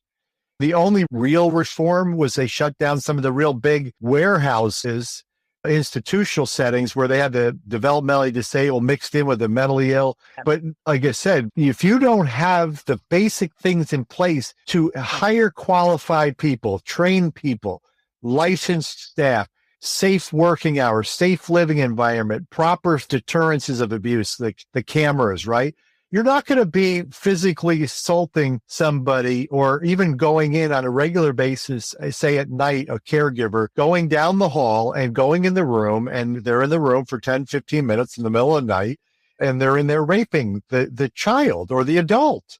Yeah. They're going to see the pattern if there's anybody legitimate looking at that. So the state doesn't want cameras in the facility. Cameras are everywhere to protect everybody, include their money, their stores. They're trying to protect the items they're selling. And the sick part is how the state crafts it. Oh, no, the families don't want that. That's a violation of their rights. And it's amazing how they think they're champions for the disabled's rights. When it comes to putting things in place that they need, they twist it and say that's not what they need. It's a literal world of insanity. I'll take another break to hear from my sponsors.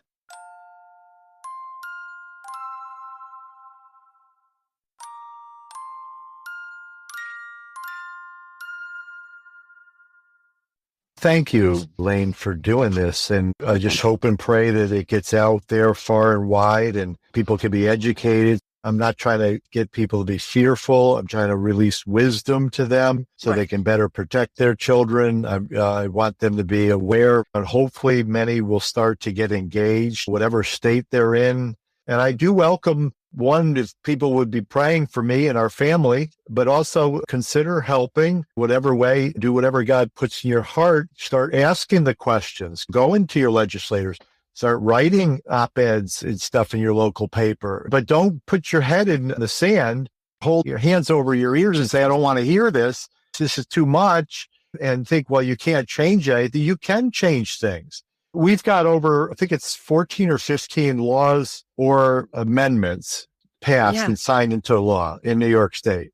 That's amazing. And yeah, you're right. You can do that. Those are things that you absolutely can do. And as the parents of a murdered child, you have the backing, the gravitas. I've had a lot of parents that I've talked to who have gotten some laws passed, and it's always incredibly inspiring because you're not doing nothing. You're not just sitting there in your grief. You are pushing for other kids, and that's incredible. Well, and thank you. But I want to say it is very difficult. It's very time consuming, and most people don't have the time. Personally, I was self-employed. I live 4 or 5 miles from the Capitol and the legislative building. And again, for me, I'm just saying, is 32 years ago, I said, Lord, I surrender all my heart, soul, mind, strength, everything to you forever. What do you have for me? I know the Lord made it clear to me that I was supposed to serve him and to serve others. I didn't fully understand in what areas, but God made it very clear. I knew I was called to help the fatherless and orphans, and that is part of the Jonathan Carey Foundation too. It's like a separate aspect of it. We encourage everybody to consider sponsoring a child, adopting a child, rescuing, helping, fatherless and orphan kids. Just find a really good, reputable one. So I work with 2 bishops through our foundation, one in Kenya and one in Uganda. And so we regularly sponsor children, but we also, like on our website, we encourage people to sponsor. We also work with another organization local that we've grown very close to this family for many years now. They lost all 3 of their children tragically in a car accident. Oh, my gosh. Yeah, it's horrible. But that was like 30 some years ago, and God called them in to start rescuing fatherless children, orphan kids. I've been part of their ministry. I was on their advisory board, their regular board for a season, and we still work with them. So people can go to our website, they can sponsor a child, and it will go right through Hearts of the Father outreach. And the bishop in Kenya is going into Sudan now, and he's been sending me pictures and stuff. We're talking people that many don't even have any clothes or minimal clothes. So we also collect bottles and cans, the refundable ones. We have a location where people drop them off over in New Lebanon, New York. And we have a drop place where people just donate them. Mm-hmm. And then that money goes to take care of the fatherless. And we have a thrift store too. We started called Eagles Wings Thrift Store, and that's run through our foundation. So we're trying to raise some money and awareness. So we're talking to people. It's not all about just the money. We're talking to people, educating people, encouraging people. I just had a woman in our thrift store. She had her child taken from her wrongfully, clearly wrongfully. And I have some connections with some attorneys. And I told her, I'm going to see what I can do. I can't promise you, but I will see what I can do to help you. So there's different things we can do. We've helped families probably close to 10 or so cases, pretty heavy duty, either wrongful deaths or sexual assault cases. We help the families get a really good civil rights law firm to handle their cases. So you're talking usually multiple $1 million lawsuits, settlements. So we are considering in the very near future starting our own abuse hotline. We tested the waters in the past, and I think we may be moving in that direction where we're actually getting the message out. So we really need resources to buy airtime. So I've done like 30-second TV commercials before. So I would do that, get it out. This New York State mental health care system is extremely dangerous and deadly. Safety and abuse prevention measures are not in place. The New York State Justice Center is covering up almost all the damages. If you need help, call the Jonathan Carey Foundation Abuse Hotline. Yeah, that would inform a lot of people. Yeah. If we could spare people from losing their children or, again, loved ones, I have a woman we've been trying to help. Her brother was being regularly abused and neglected. Even through COVID, he was not provided the proper medical assistance.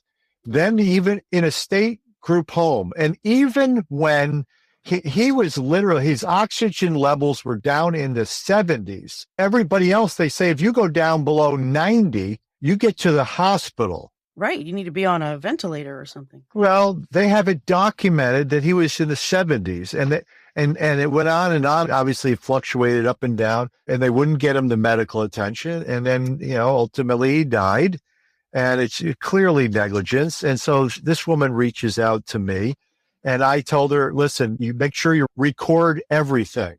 Put a free recording app on your phone and call from a separate phone and record everything on speakerphone. And it's perfectly legal in New York State. Check your state on that. Single party state. Yep.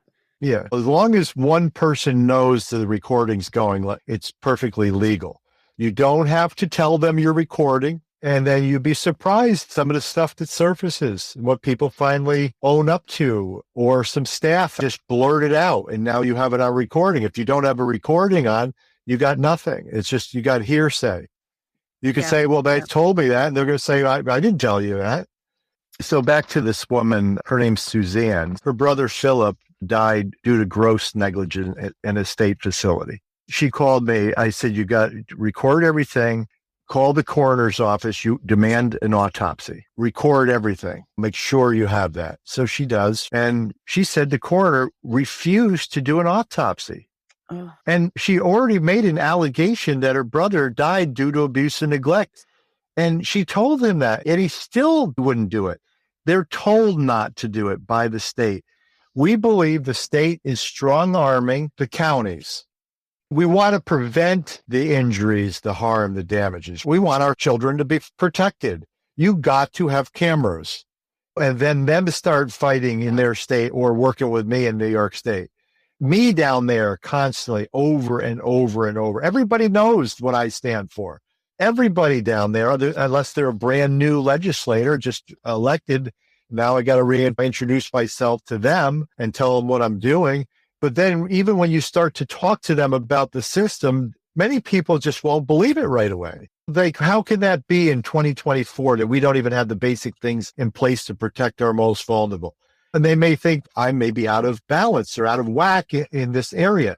I am not. I'm simply shouting it from the rooftops, the truth of what's going on and why. And you don't get 8,000 calls to the state abuse hotline for the disabled every month on average if there's no major problems going on throughout the state of New York. You don't get 11 to 13 deaths every single day reported to a separate death hotline at the supposed New York State Justice Center for the Protection of People with Special Needs.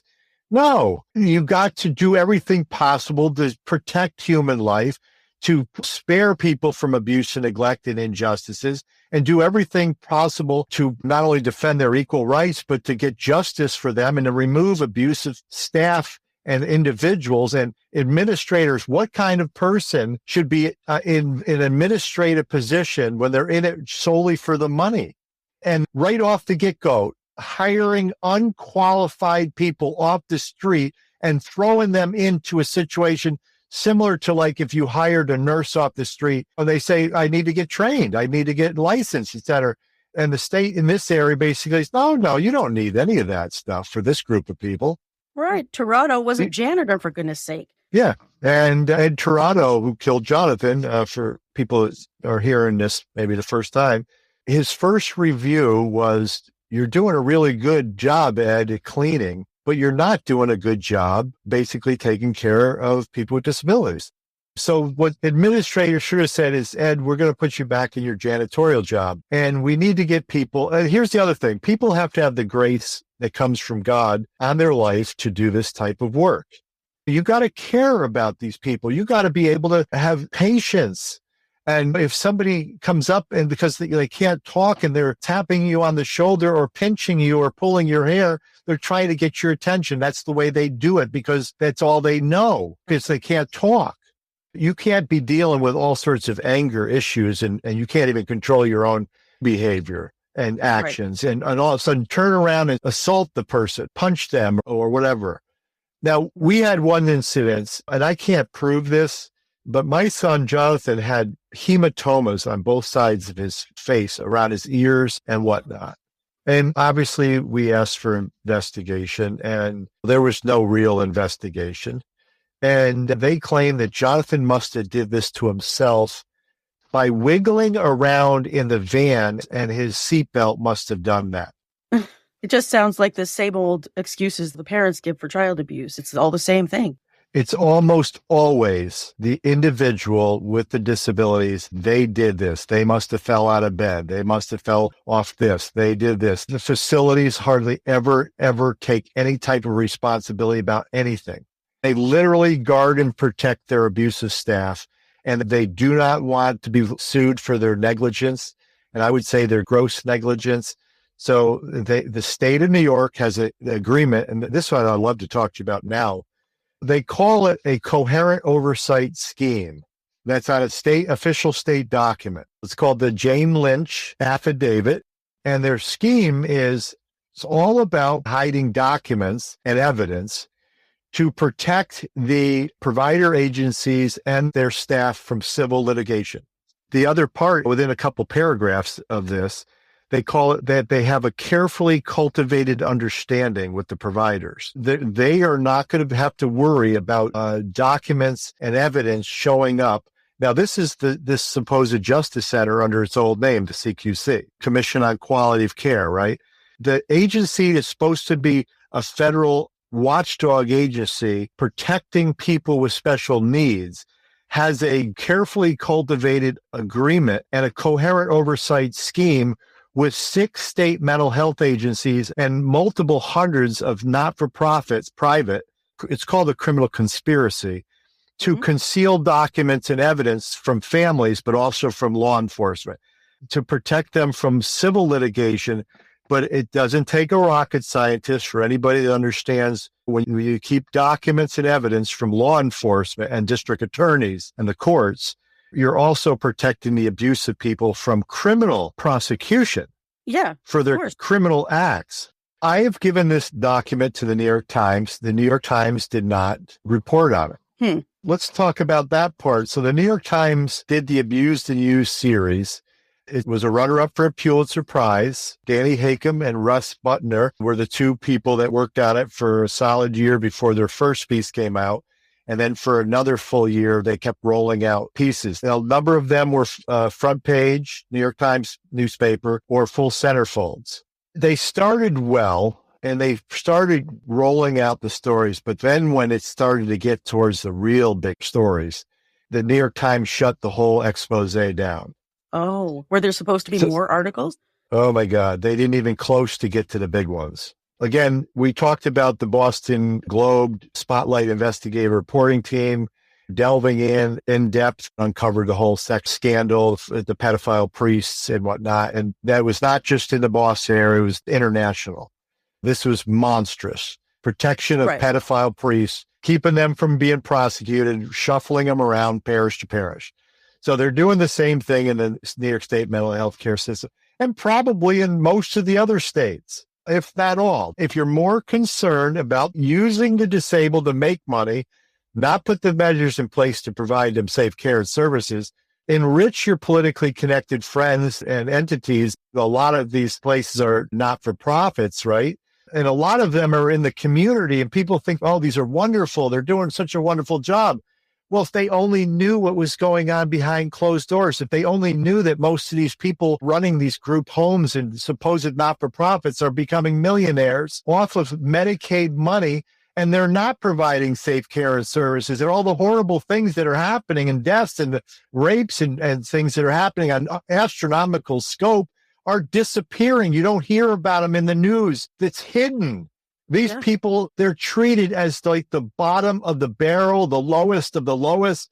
They're not worthy of protecting. They're not worthy of 911 services. I've actually had a legislator say, we don't have enough resources for paramedics to go help them, or the police. And I'm like, are you serious?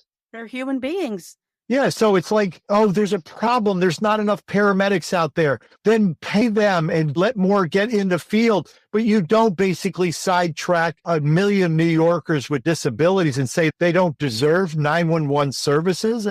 I mean, we talked about how dangerous and deadly it is for the medical emergencies. These are state and federal crimes that I'm blowing the whistle on to top state officials, to top federal officials.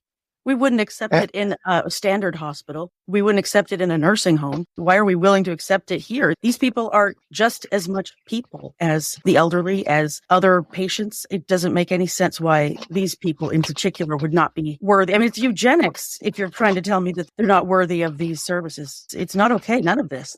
Let's talk about that. Some of this is blatant eugenics. And you mentioned the elderly. I would say is a lot of the nursing homes, they have a lot of these same type of issues.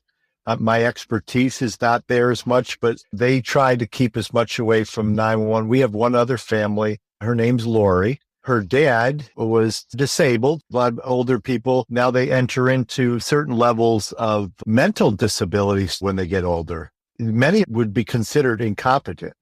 So the law that I got changed in New York State, which is endangering the welfare of an incompetent or physically disabled person, is anybody knowingly doing anything likely to hurt them in any way or even likely to be injurious, they're guilty of a Class E felony now. So if you don't call 911, you're doing something likely not only that could be injurious, could be deadly, and it is deadly. It's the number one reason for medical deaths, known trends leading to what they're calling untimely deaths in the Office of People with Developmental Disabilities in New York State, is staff not calling 911, but instead calling a nurse triage hotline. And I'm familiar with at least one in Syracuse, New York. So you got untrained, unschooled, unlicensed caregivers being told by their administrators to not call 911. Then the administrators understaffing not only caregivers, but nurses. And then no nurse there on board, which they're cutting costs so that the administrators can make a bunch more money for themselves. And then telling the staff to call the nurse triage hotline, and then the person dies right there at the group home. Then you got the doctor hired by the facility signing off on death certificates of lots of people dying in their 20s, 30s, 40s, 50s with no terminal illness. They just die. And the families are unaware. The families are devastated. They get the news. They don't know what to do. They tend to believe doctors. They tend to believe, well, the state's investigating. They think it's legit. No, in New York State, the investigations are not legit. In almost all cases, there is no investigation. So anyone who loses a loved one in a care facility like this would be well served by calling the police themselves. Yes. And then Governor Cuomo sent liaisons out to tell the police to stand down all across New York State regarding these people. If the family can call the police, then their next battle is the police says, oh, well, you got to call the Justice Center. So then the Justice Center funnels it back to the facility. It's a rarity that you can get the police to engage because they've been told the Justice Center is the one that handles these situations for these people. And I've been educating law enforcement, sheriffs, state police. I've got emails to multiple New York State police superintendents, district attorneys, even all these legislators as well. They've sworn an oath on the Bible to honor the Constitution, to uphold justice. How does this level of public corruption get to this place over decades and decades, and why is it not being changed? How do you get 62 county elected district attorneys to basically look the other way when a guy like me is bringing these issues to the forefront year after year after year after year? Not one that I'm aware of has ever written any federal government agency. I've asked them to simply write the U.S. Department of Justice, Criminal and Civil Rights Divisions, and ask for investigations of the New York State Justice Center for the Protection of People with Special Needs. Focus in on the deaths and the rapes and what happens when those calls go in there and then what doesn't happen. And that entity will be shut down. If there's any legitimate federal investigation, it'll be shut down very quickly. And people would be going out in handcuffs very quickly. So the death hotline, you got 11 to 13 a day, right? So even Wow. if you go back a month or 2 months, you don't have to go back 10 years. You just see the pattern. What happened when this person died? They're 25 years old. What happened? Were the police notified? No. Was there any investigation? Well, yeah, the facility investigated the death. Well, New York state law says the county medical examiner and coroner are supposed to be investigating the death. Did you notify the county medical examiner and coroner? No, we did not. Well, who signed off on the death certificate regarding the cause of death? Oh, that was the state doctor. Who's the state doctor? We're familiar with one. His name's Dr. Byron. He's been around forever. I don't know if he's still there or he retired, but he was part of a lot of stuff. When Ed Tirado was involved in injuries and stuff at OD Heck, he knew what was going on. He knew the things that were going on with Jonathan was not Jonathan. He knew who was with him. Why didn't Dr. Byron get the police involved? Why didn't Dr. Byron do what this doctor did way back when he slipped a key to Geraldo Rivera to go into Willowbrook? Yeah. And I think the answer comes down to how much is going into his pocket. Yeah. How much was he making on the books and how much maybe he might be getting behind the scenes and what other perks or benefits or whatever. Right. So how do you compromise as a doctor? You swore an oath, the Hippocratic oath. It's all about saving lives. How do you go from that to all of a sudden protecting abusive staff and covering up deaths? Yeah, that doesn't sound like do no harm. No, and sex assault. There's this sex assault allegation. Well, was it reported to the police? No, it was not. Was the victim brought to the hospital for a rape test? Oh, no. Was there ever a rape test even done? No, there was not. This is just basic common sense kindergarten stuff. Time for one last sponsor break.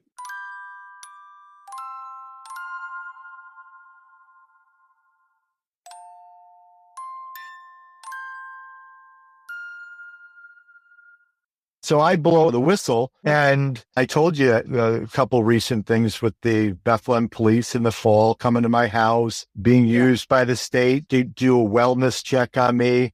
I mean, my God, you got to be kidding me. And if anything ever did happen to me, one, I absolutely love life. I would never, ever, ever hurt myself. I share the gospel with everybody I can so they can have everlasting life. I have a purpose, and I'm fighting for the disabled, 1 million New Yorkers with disabilities. It's all to try to frighten you, to silence you, to intimidate you, harassment, intimidation. So again, a person like me, it doesn't work. Many people, it would work because they're like, my God, what's the next thing they're going to do? They're going to try to take me out? Are they going to try to concoct some sort of false allegations, work with some of their friends to put me in jail or prison or whatever? So a lot of people, fear silences a lot of people. And I would say is fear silences a lot of parents from when they hear even something like this, that if they're afraid of losing services for their loved one, instead of protecting their loved one, then you got to really check your heart here and see what's going on here. And if you're making excuses because you're getting older and you finally got your child into a group home and life became a little easier for you at home, a lot less pressure. But what about your child that's in an unsafe facility? And if they're in a medical emergency and nobody even bothers to call 911 and they die, what are you going to do with that? Especially once you know what's going on. And I would say is you can't just be quiet. You can't be silent. You can't not go to these places and say, document it. I've been advised by a well-known, well-respected civil rights, disability rights advocate and whistleblower that these measures are not in place to protect. Is this true? Document it. I want an answer. I want to know what measures are in place in the group home where my son or daughter lives to protect them from abuse and neglect. What happens when they're abused and neglected? What happens when they're in a medical emergency? Are you going to have your staff call 911 or are you going to call a nurse triage hotline in Syracuse, New York? Are you going to start calling for the state to require the staff to go through a 6-month thorough training and be CNAs for medical stuff as well and then be licensed by the state? Are you going to fight for these things or are you going to sit on the sidelines and do nothing? Right. I'm challenging everybody and their brother, do something. Do whatever God puts in your heart to defend your loved ones, defend the defenseless. These are little children. Most of them are little children. My son's friends, I say Jonathan's friends, my friends that we're fighting for, they are in danger. They are dying to the tune of 4,000 to 5,000 a year in New York State. And is a lot of it preventable? Absolutely. Is a very high percentage of these would be deemed criminally negligent deaths if it actually got to law enforcement and to a legitimate coroner or medical examiner. All they have to do is do an autopsy and do blood work and find out that the drugs that they were supposed to be on were not in their system. The ones that were not supposed to be in their system were in their system. That they died of asphyxia. They died of malnutrition. They literally drowned in the bathtub. Does Jonathan leave you any signs that he's watching over you? A lot of parents say that they do get signs, a butterfly or a certain number of coins, things like that. I've had multiple dreams and visions of Jonathan in heaven, and I've had some experiences at the cemetery. And I'm okay with sharing this if you're okay with it. So actually, I'm going to share a few different ones. The first one I had was the first day I went back to the cemetery after Jonathan's burial. And this may blow people's mind, but it's the God's honest truth is what happened.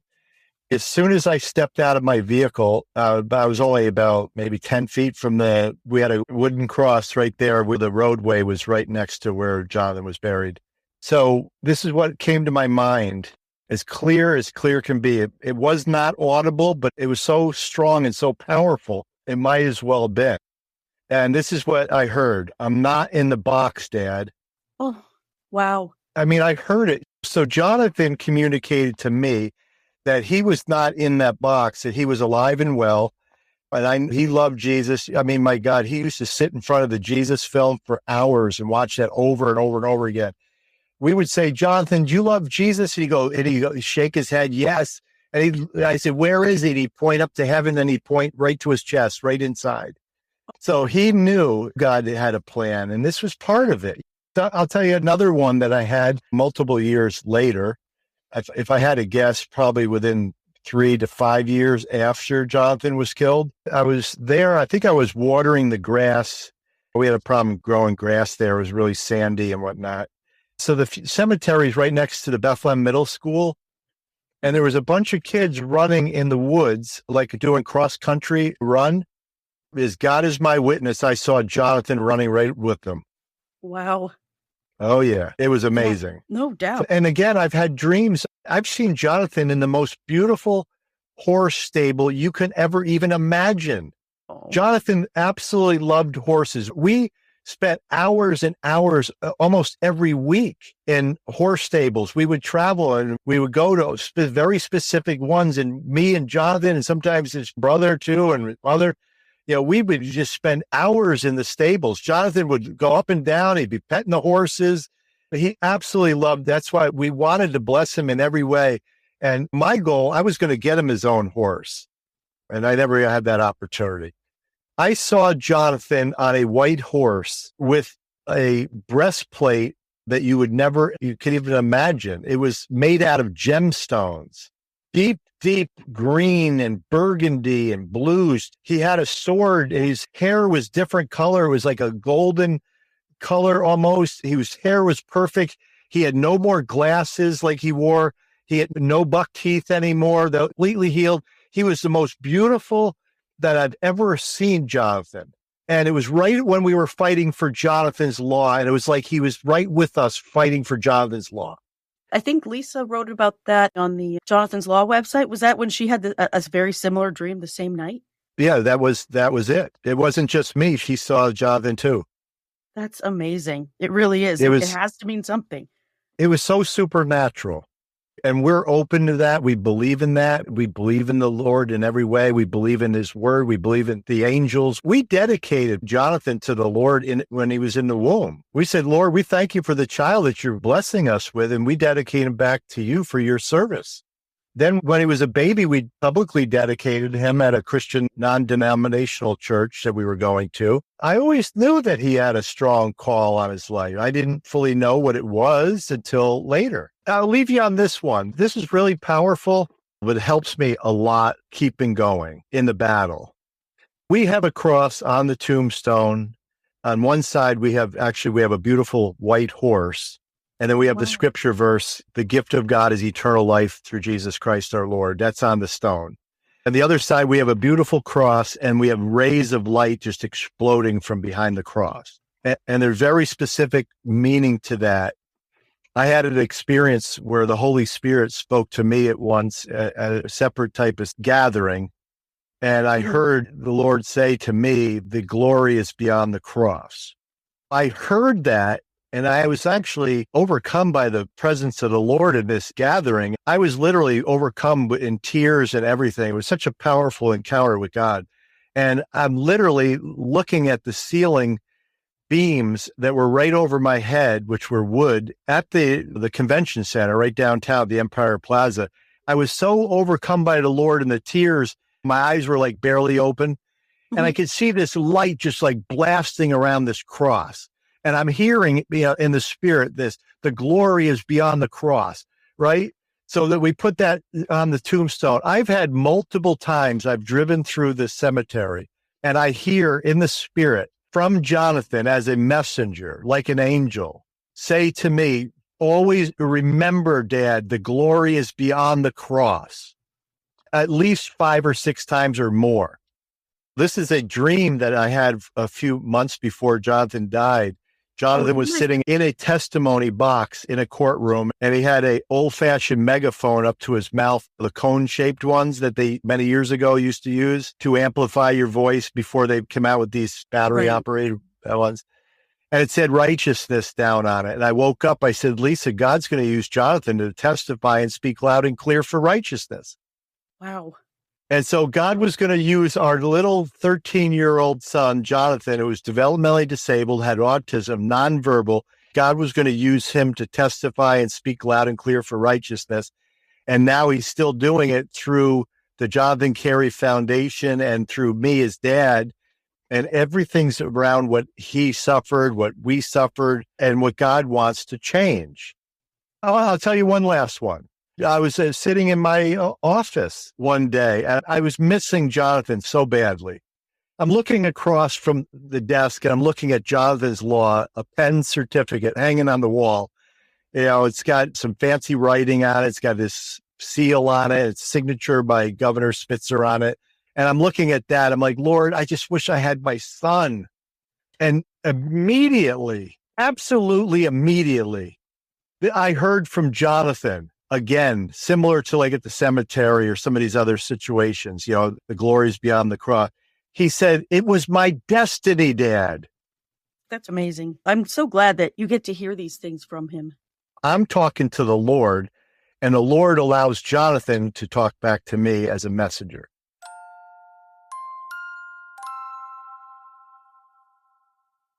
Huge thanks to Michael Carey for taking the time to share so much of his knowledge with me and with all of us. After spending so much time researching and learning about Jonathan's case and the absolute rabbit hole it took me down, my mind is blown, and I'm sure I'm not the only one.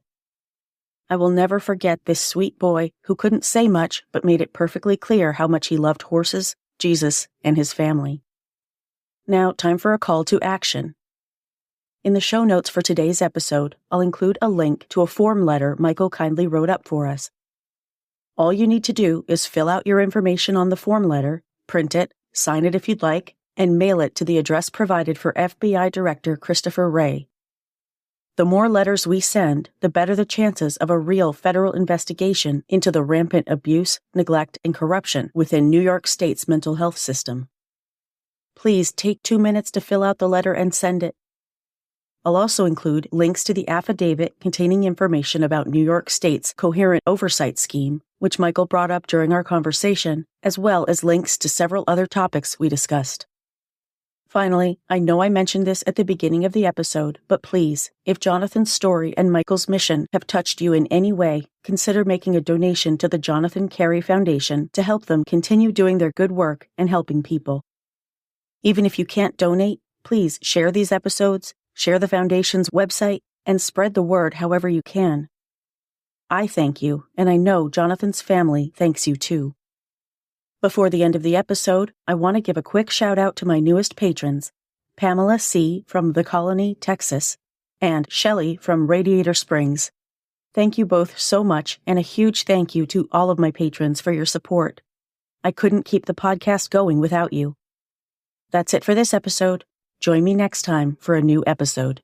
If you like the show, please follow or subscribe to Suffer the Little Children on Apple Podcasts, Google Podcasts, YouTube, Spotify, Spreaker, Pandora, iHeartRadio, Stitcher, or your favorite podcast listening app. And please leave me a 5-star rating and a positive review on your favorite podcast platform. Visit the website at sufferthelittlechildrenpod.com. You can support the show by visiting patreon.com/stlcpod, where you can become a patron for rewards ranging from a shout-out by name on the show to bonus content and exclusive gifts.